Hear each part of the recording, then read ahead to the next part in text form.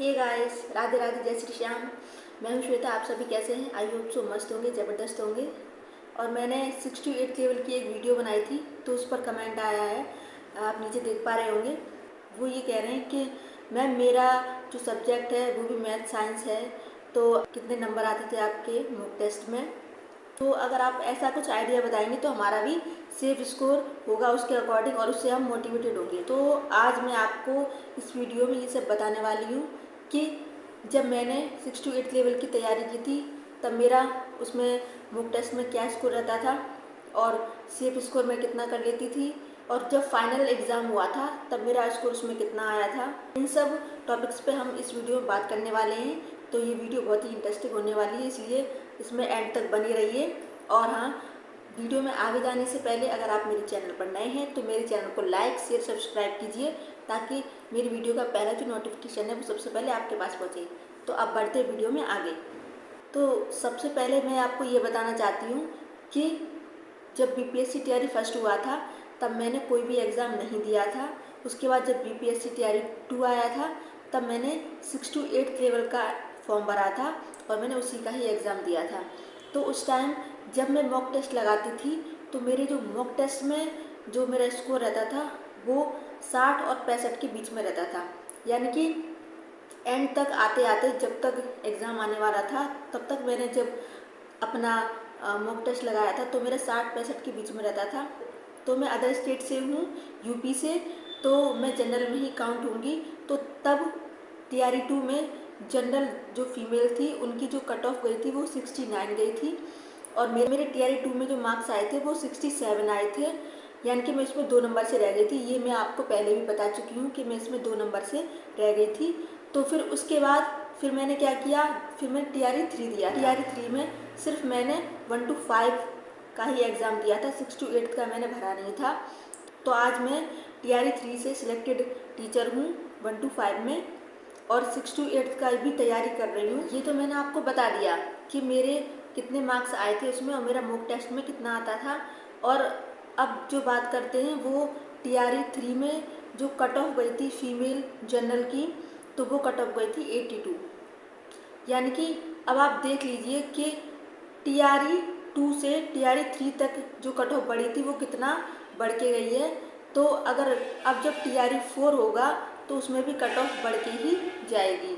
अगर आप other state से हैं, जनरल में काउंट होते हैं, तब आपको ज़्यादा से ज़्यादा स्कोर करना होगा। यानी कि मैं अपना आंकड़ा लगा के बताऊं तो आपको, अगर आप मॉक टेस्ट लगाते हैं तो मॉक टेस्ट में आपको कम से कम 90 प्लस स्कोर करना होगा, तब जाके आप फाइनल जो एग्ज़ाम होगा उसमें फ़ाइट कर पाएंगे अच्छे से।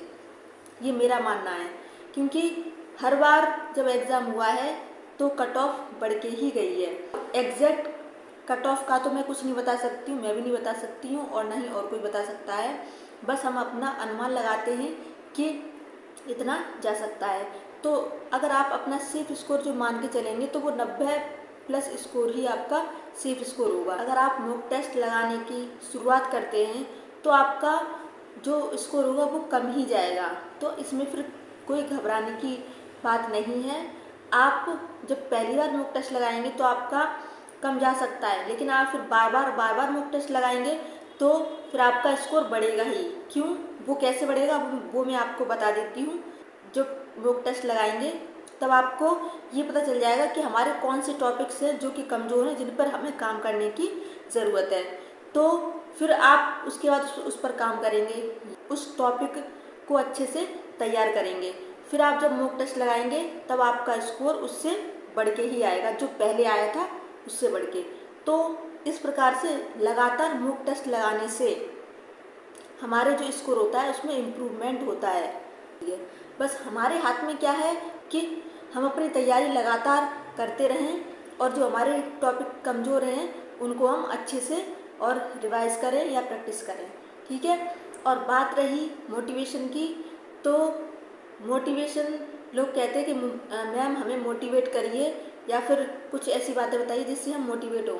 तो सबसे बड़ा जो मोटिवेशन मैं आपको बताऊंगी वो आपके घर में ही है। आपका सबसे बड़ा जो मोटिवेशन है वो आपके माता पिता हैं। क्यों? क्योंकि आप अगर अपने माता पिता का चेहरा देख लेंगे, वही आपके लिए सबसे बड़ा मोटिवेशन होगा। क्योंकि जिन माता पिता ने आपको पढ़ा लिखा के इस काबिल बना दिया कि अब आप कंपटीशन की तैयारी कर रहे हैं, तो अब आपका फ़र्ज़ बनता है कि आप उनकी जो मेहनत है उस पर खरे उतरें। अगर कोई बाहर से मोटिवेशन देगा तो वो बस थोड़ी देर तक के लिए ही होता है, लेकिन अगर आप अंदर से खुद मोटिवेट होंगे ना, तब आप अपनी मंजिल को बहुत जल्द ही पा सकते हैं। और किसी को सफलता एक बार में तो मिलती नहीं है, ये तो आप सभी को पता होगा। तो अगर हम एक बार असफल हो रहे हैं, 2 बार असफल हो रहे हैं, 3 बार असफल हो रहे हैं, तो इसका मतलब ये नहीं है कि हम अपनी कोशिश को छोड़ दें, हम उसे जारी ना रखें। आपको अपनी कोशिश हमेशा जारी रखनी है, क्योंकि मेरे साथ भी कई बार ऐसा हुआ है। मैंने भी बहुत सारे एग्ज़ाम दिए हैं, ऑफलाइन भी दिए हैं, ऑनलाइन भी दिए हैं। ऑफलाइन एग्ज़ाम तो मेरे पास इतने सारे पेपर्स इकट्ठे हो गए हैं, जो कि मैं अब देखती हूँ तब मैं सोचती हूँ कि हाँ, मैंने कितने सारे एग्ज़ाम दिए हैं। इतने एग्ज़ाम देने के बाद तब जाके मेरा जो एग्ज़ाम निकला था वो एसएससी जीडी का निकला था। जब मेरा पहला एग्ज़ाम निकला तो मुझे लगा कि अब मैं इस लेवल तक पहुँच गई हूँ कि अब मैं पीछे नहीं हटूँगी बिल्कुल भी। अब मैं सिर्फ़ और सिर्फ अपनी जो तैयारी है उसको लगातार जारी रखूँगी। तब जाके उसके बाद फिर मैंने और अच्छे से तैयारी की।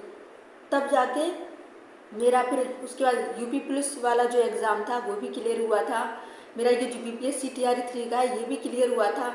यूपी पुलिस हेड ऑपरेटर का वो भी मैंने एग्ज़ाम क्लियर किया था। बस बात यही थी, पुलिस हेड ऑपरेटर का जो एग्ज़ाम था उसमें मैं फाइनल लिस्ट में रह गई थी, जबकि मैंने फिज़िकल भी अच्छे से दिया था, उसमें भी पास हो गई थी, सब कुछ हो गया था।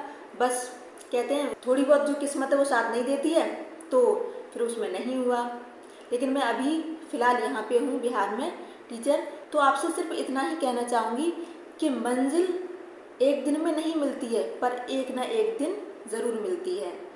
तो आप अपनी जो मेहनत है उसको लगातार जारी रखिए, क्योंकि मेहनत से ही सब कुछ मिलता है, बिना मेहनत के कुछ भी नहीं मिलता। तो मेहनत करते रहिए और मेरी तरफ से आप सभी को ऑल द बेस्ट है। आप अपने एग्ज़ाम की तैयारी अच्छे से करते रहिए। अगर आपको फिर भी कुछ पूछना हो, कुछ डाउट्स हैं आपके, तो मुझे कमेंट कर दीजिएगा, मैं रिप्लाई कर दूँगी। आज के लिए इतना ही, तो मिलते हैं नेक्स्ट वीडियो में, तब तक के लिए नमस्कार।